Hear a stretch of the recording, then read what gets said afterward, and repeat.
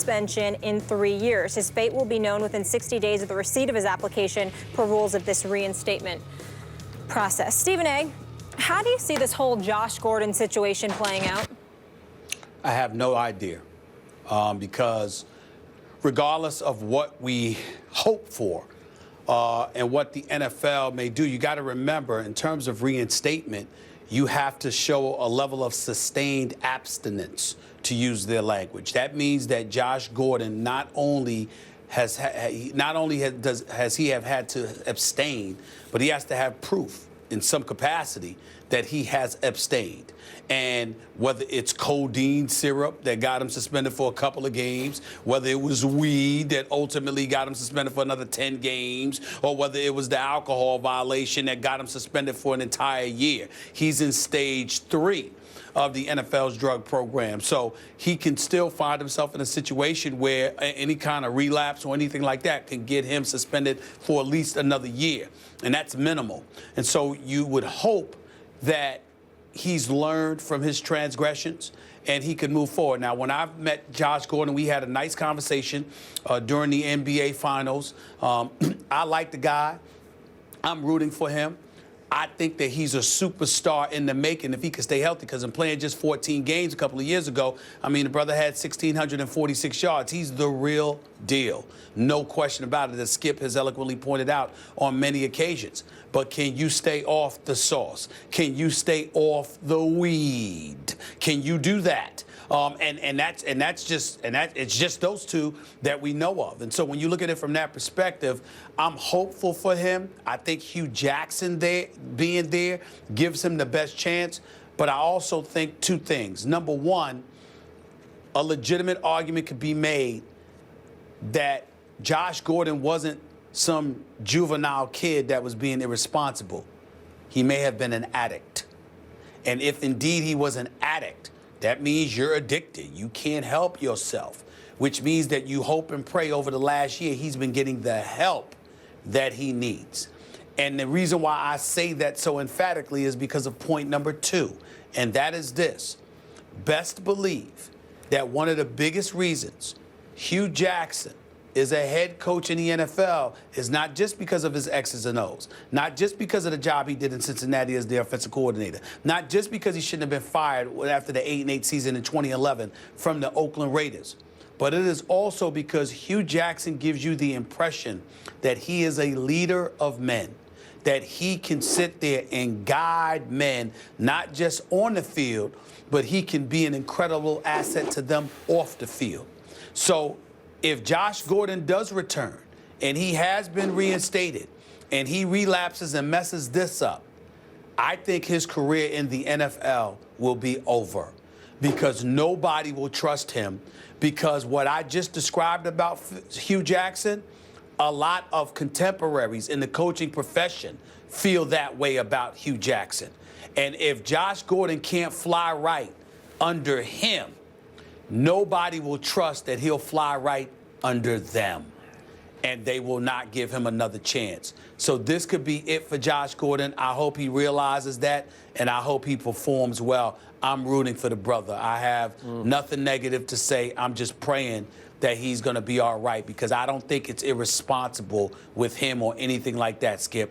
I think that a legitimate argument could have been made that he was an addict. Yep. And I'm hoping he got the help that he needed, so he's going to be just fine. And I think that we all should just pray that that's going to be the case. I am very with you on your conclusion. Now, back to your beginning, Molly asked, what's the future of this young man? You said you have no idea. I don't either, unfortunately. And I don't have any idea what the league is going to do, because I have no idea what is in this young man's head and his heart and his nervous system right now. I don't know what he's been doing. I like the heck out of him. I've told you before, we've had him on the show, I don't know, 2-3 times, had conversations with him. Boy, he's a sharp kid. And he's really got problems, because they're not just last year, the year before. They go back several years into his college years at Baylor, when he failed at least 3 marijuana tests, wound up being dismissed from that program, as you well know, and wound up in the supplemental draft. Now, if I can just speak strictly and harshly in the football context, there's one huge difference between this kid and Johnny Manziel. This kid did it at the highest level, I mean, you point out that 1 year, 2013. Listen, that was like a Hall of Fame launch to a career. I'm not saying he's a Hall of Famer, but that's the kind of breakout year you have where you're on a Hall of Fame arc. He led the league, as you point out, with 1,646 yards. And I will never forget what he did to the Patriots, Bill Belichick's secondary, when he caught only 7 for 151 yards. Every time I looked up, Josh Gordon was loose again, and he's loose again, and they just couldn't deal with him. That's how dominating he can be, and how sad, to the point of football tragic, this story could wind up. He just can't get himself right. I don't know what he's been doing in his year away. Who knows?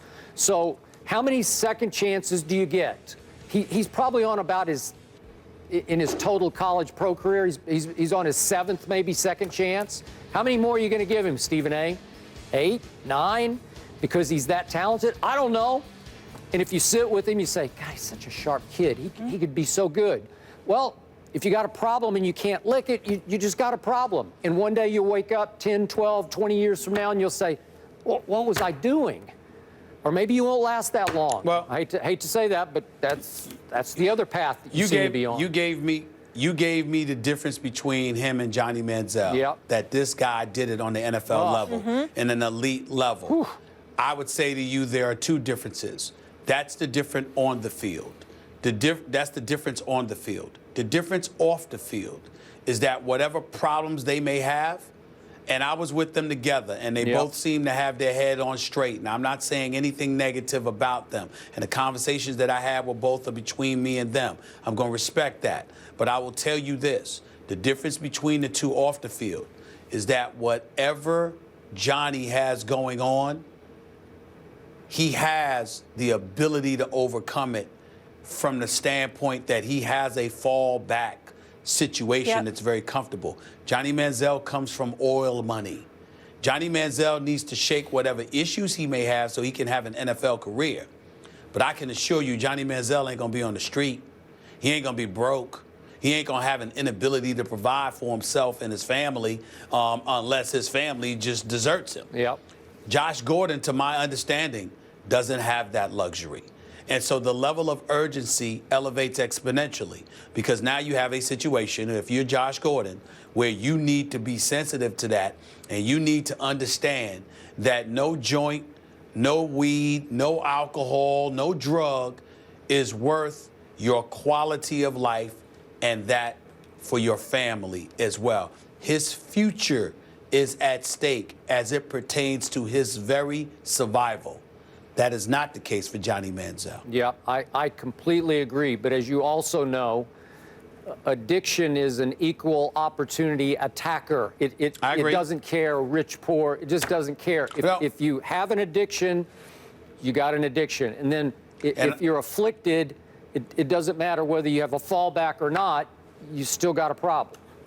No, I don't mean it that way. I'm just saying that, you know what, it's almost like somebody, Skip, it's tantamount to you got an addiction, you can't shake, so you're in and out of clinics. Yeah. Whereas in Josh Gordon's case, you might be in and out of the streets. You might be. You see my point? Yes, I do. So it's just a level of urgency that he needs to have, even though they both need to have it for the for addiction purposes potentially because we don't know for addiction potentially, but with Josh Gordon, it resonates profoundly with me even more so because this could be it for him. Yep.